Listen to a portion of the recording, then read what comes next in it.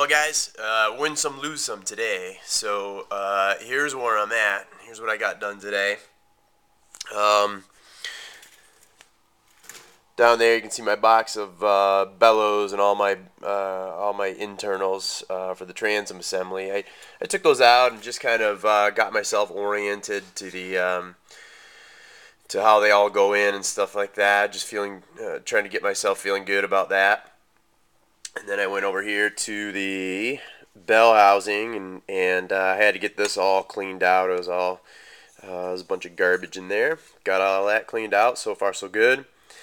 And then I started working on the bellows for the shift cable. Here's my shift cable and here's the shift cable bellows. And what you need to do basically is take the bellows and put it on the end of this and slide it all the way up, all the way onto the cable, and so it seats in there in the bell housing. And I laughed out loud at myself when I saw this hole and I saw this shift cable, how big that was. That was just a joke.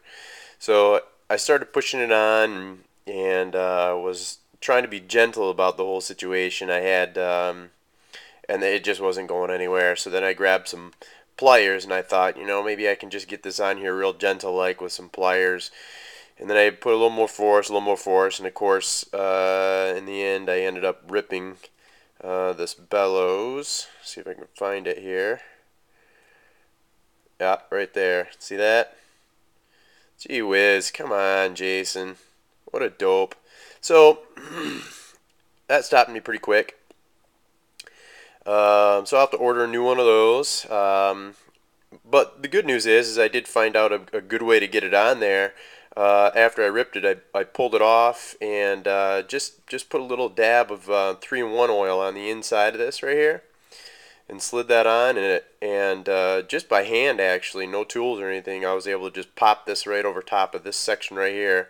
Once you get it over top of this, it's easy to get it the rest of the way down. But it's just getting it over top of that section.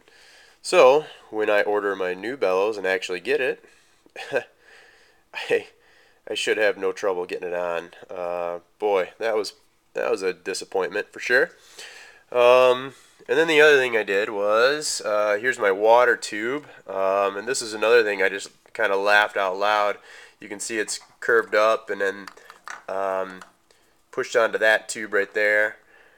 At first I was just wrestling with that. It just didn't want to go on, and again I just put a little dab of 3-in-1 oil on the inside of that tube and gave a little muscle, and it slid right on, so that's no problem at all. So I'll just put my clamp on there, and then of course this end will eventually go right there when I push on the bell housing.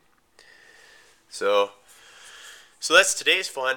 Anyway, to be continued. Catch you later.